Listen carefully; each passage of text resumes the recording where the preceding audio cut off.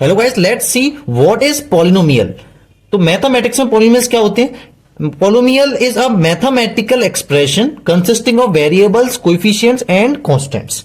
तो पॉलिनोमियल एक ऐसा मैथमेटिकल एक्सप्रेशन होता है जिसमें वेरिएबल्स होते हैं, कोएफिशिएंट्स होते हैं और कांस्टेंट्स होते हैं। तो वेरिएबल्स क्या होते हैं? वेरिएबल्स होते हैं जैसे एक्स, वाई, जेड, जिनकी वैल्यू बदलती रहती है, हम कुछ भी वैल्यू उसमें असाइन कर सकते हैं। ठीक है। कोएफिशिएंट्स क्या होते हैं? जो इन वेरिएबल्स के साथ आते हैं। जैसे यहां पे एक्स स्क्वायर के साथ क्या आ रहा है? 5। तो एक्स स्क्वायर का कोएफिशिएंट क्या होगा?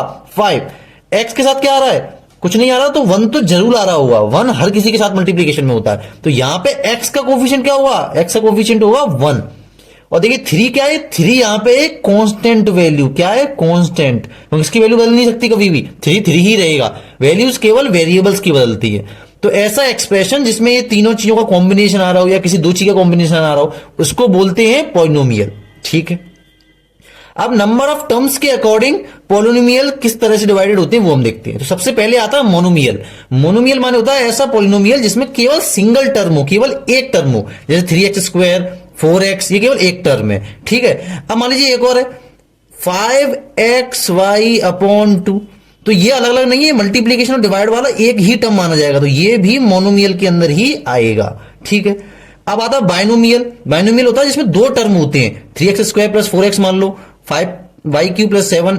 तो इस तरह दो, एक पॉलिनोमियल के अंदर कितने टर्म आ रहे हैं? दो टर्म आ रहे हैं। अब देखिए ये x का पॉलिनोमियल है केवल, तो देखिए इसको ऐसे p ऑफ x करके लिखते हैं। तो पॉलिनोमियल होगा केवल x के टर्म्स में। यहां पे देखिए किसका वेरिएबल आ रहा है? y का आ रहा है, तो उसको p ऑफ y करके लिख सकते हैं। p of y equals to 4y³ plus 7, यानी ऐसा पॉलिनोमियल जो y के टर्म्स में दिया है। तो यहां पे कितने टर्म्स है? दो। यहां पे भी कितने हैं? दो। तो ये बाइनोमियल हो गया। अब आता है ट्राइनोमियल। ट्राइनोमियल ऐसा पॉलिनोमियल होता है जिसके अंदर 3 टर्म्स आते हैं। देखिए जैसे p of x equals to 6x square, एक टर्म ये हो गया 6x square plus x plus 2। तो 3 टर्म्स इसमें हो गए। ऐसे एक y का भी पॉलिनोमियल हो सकता है, y के टर्म्स में 4y³ plus y square plus 5। तो ये भी एक एग्जांपल है जिसमें 3 टर्म्स आ रहे हैं। तो ये क्या हो गया? ट्राइनोमियल। ध्यान रखिए अलग अलग टर्म्स वो काउंट किए जाते हैं जो या तो एडिशन हो रहा हो या सब्ट्रैक्शन हो रहा हो, तब दो अलग अलग टर्म्स होते हैं। ठीक है। मल्टीप्लिकेशन डिवीजन से तो वो एक ही टर्म माना जाता है। तो ठीक है। अब 3 से ज्यादा टर्म्स होंगे तो वो नॉर्मल पॉलिनोमियल ही बोलेंगे उसे। ठीक है। अच्छा, अब ध्यान रखिए बहुत इंपॉर्टेंट, एक पॉलिनोमियल तभी पॉलिनोमियल कहलाया जाएगा जब उसके वेरिएबल की जो पावर होती है, जो एक्सपोनेंट होता है, वो ना तो फ्रैक्शन में आना चाहिए और ना ही नेगेटिव में आना चाहिए। जैसे यहां पे मैंने एक पॉलिनोमियल मानने की कोशिश की है 3x की पावर 1/2 प्लस 1। तो यहां पे मतलब क्या है? किसी की पावर हाफ होती है, इसका मतलब क्या है? वो रूट में आता है। तो इसकी पावर वेरिएबल की फ्रैक्शन में आ गई, तो ये पॉलिनोमियल नहीं होगा। अब ऐसे एक और पॉलिनोमियल है, क्या ये पॉलिनोमियल होगा? यहां पे ही पावर फ्रैक्शन में आ रही है। तो ये देखिए देखकर केवल नहीं बता सकते। ये देखिए यहां पे सेम बेस है, जब पावर ऊपर जाएगी तो 3/2 माइनस 1/2। बेस सेम होता तो पावर डिवाइड से ऊपर जाती तो क्या माइनस में हो जाती है, प्लस 5।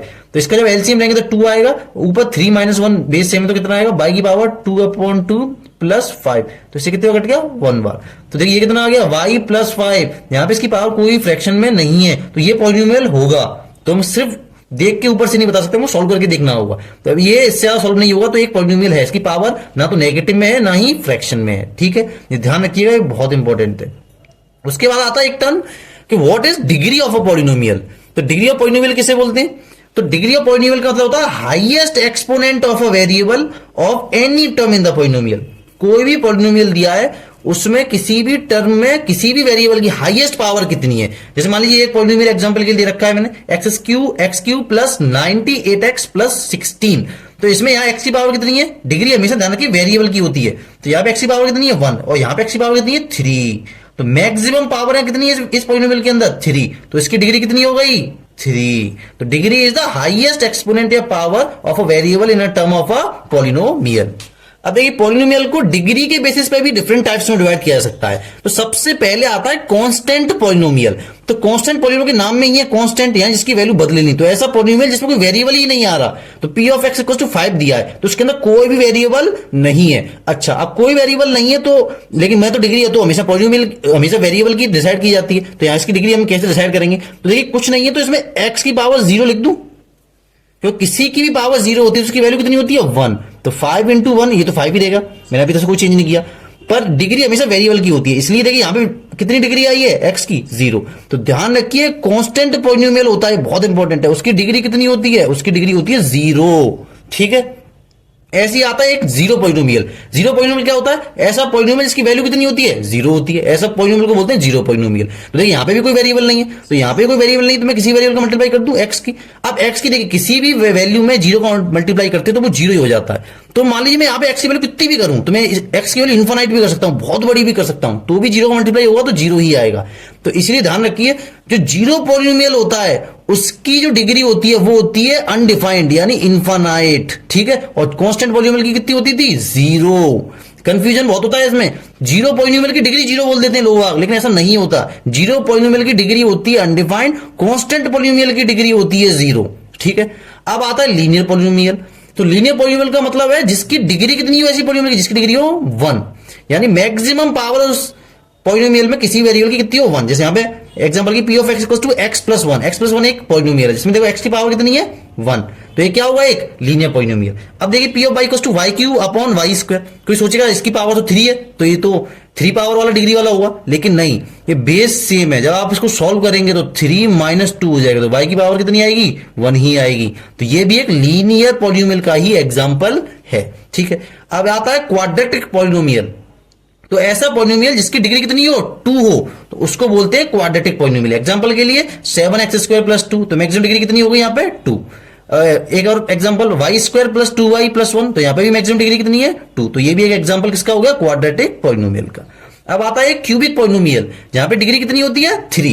एग्जांपल के लिए x³ प्लस फोर, तो मैक्सिमम डिग्री कितनी होगी? थ्री। और एग्जांपल एक और 3y³ plus y² plus y plus two, इस तरह से, तो मैक्सिमम डिग्री कितनी है यहाँ पे? थ्री, ठीक है। अब अगर डिग्री फोर है तो उसको बोलते हैं बाई क्वाड्रेटिक पॉलिनोमियल। जैसे एक्स की power four plus x Q plus x plus three polynomial का एग्जांपल दिया, तब मैक्सिमम डिग्री कितनी है यहाँ पे? पावर मैक्सिमम कितनी है? फोर, ठीक है। ऐसे ही एक और example P of Y equals to Y की पावर फोर प्लस फाइव, तो इसकी भी डिग्री कितनी है? फोर। ध्यान रखिए ये डिवीजन किया है अलग अलग ग्रुप्स में, अलग अलग टाइप्स में, ये किया है मैंने बेस्ड ऑन डिग्री। और मोनोमियल, ट्राइनोमियल, बाइनोमियल ये सब होते हैं based on number of terms. यहाँ पे नंबर ऑफ टर्म्स कितने भी हो सकते हैं, बस यहाँ पे हम पावर चेक करेंगे, ठीक है।